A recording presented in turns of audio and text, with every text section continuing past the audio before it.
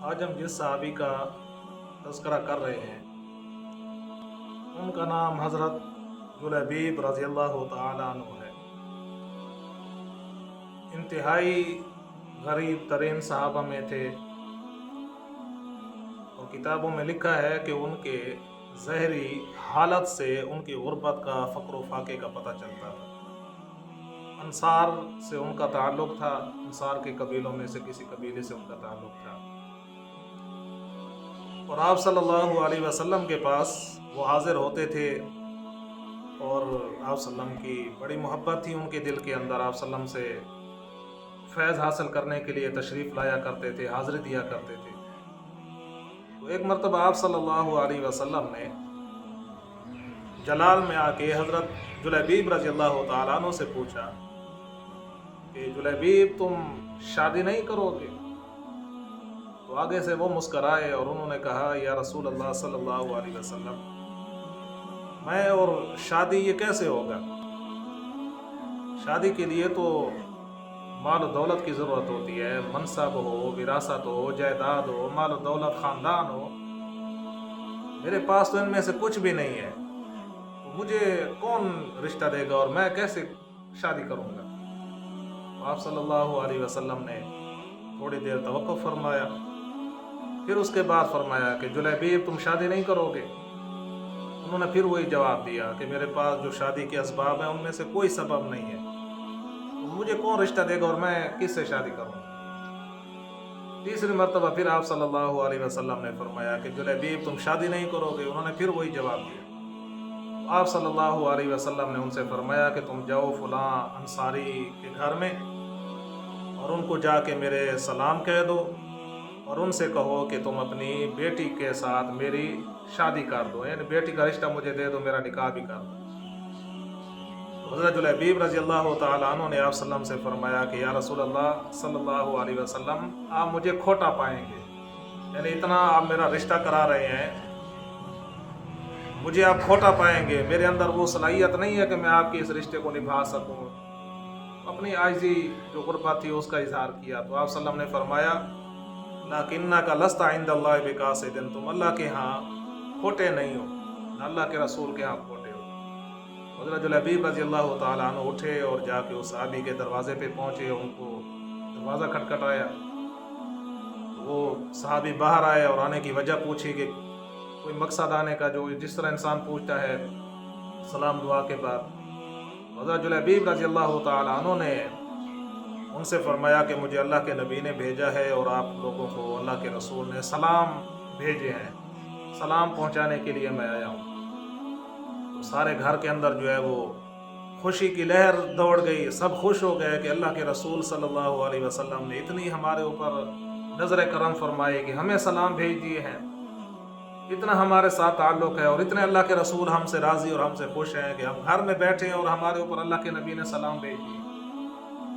حضرت جلیبیب رضی اللہ تعالیٰ عنہ نے فرمایا کہ بات ابھی پوری نہیں ہوئی، پیغام ابھی پورا نہیں ہوا، اللہ کے رسول نے سلام بھی بھیجے ہیں اور ساتھ میں یہ بھی فرمایا ہے کہ اپنی بیٹی کے ساتھ میرا رشتہ بھی آپ نے کرنا ہے، اپنی بیٹی کے ساتھ میرا نکاح بھی کر دو۔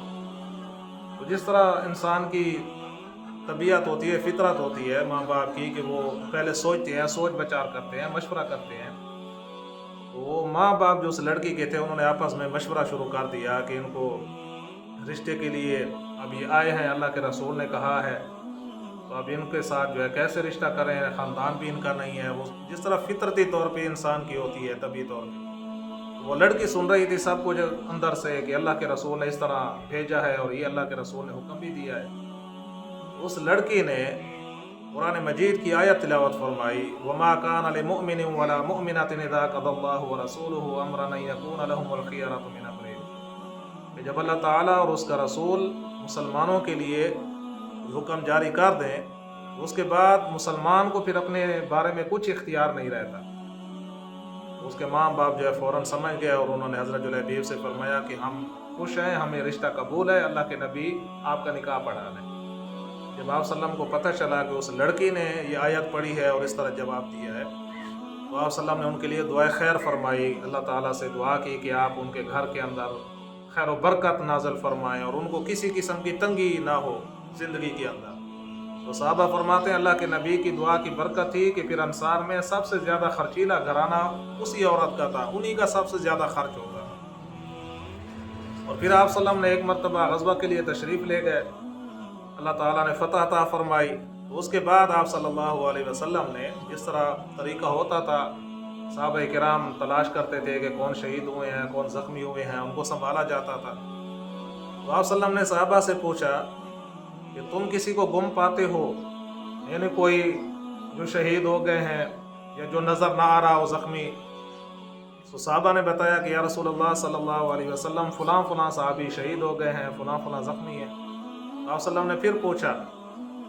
هل تفقدون من احد، کوئی اور گم ہو جو نظر نہ آ رہا ہو؟ صحابہ نے پھر بتایا کہ فلاں فلاں شہید ہو گئے ہیں، فلاں فلاں زخمی ہیں۔ تیسری مرتبہ آپ صلی اللہ علیہ وسلم نے پھر پوچھا تو صحابہ نے کہا یا رسول اللہ باقی تو کوئی نہیں ہے۔ تو آپ صلی اللہ علیہ وسلم نے فرمایا کہ میں حضرت جلیبیب کو گم پاتا ہوں، جلیبیب مجھے نظر نہیں آتے، ان کو تلاش کروں۔ تو صحابہ کرام ان کی تلاش میں گئے، جا کے دیکھا کہ وہ ایک جگہ شہید پڑے ہوئے ہیں اور ان کے ساتھ 7 کافر جو ہے وہ قتل شدہ ہے۔ آ کے آپ صلی اللہ علیہ وسلم کو بتایا، آپ صلی اللہ علیہ وسلم وہاں پہ تشریف لائے، آپ صلی اللہ علیہ وسلم نے وہ منظر دیکھا، تو آپ صلی اللہ علیہ وسلم نے فرمایا کہ جلیبیب نے 7 کافروں کو قتل کیا ہے، اس کے بعد کافروں نے ان کو شہید کر دیا ہے۔ پھر آپ صلی اللہ علیہ وسلم نے فرمایا ھذا منی وانا من، کہ جلیبیب مجھ سے ہے اور میں جلیبیب سے ہوں۔ اور صحابہ فرماتے ہیں ایک تو شہادت کی اللہ تعالیٰ نے ان کو سعادت عطا فرمائی تھی،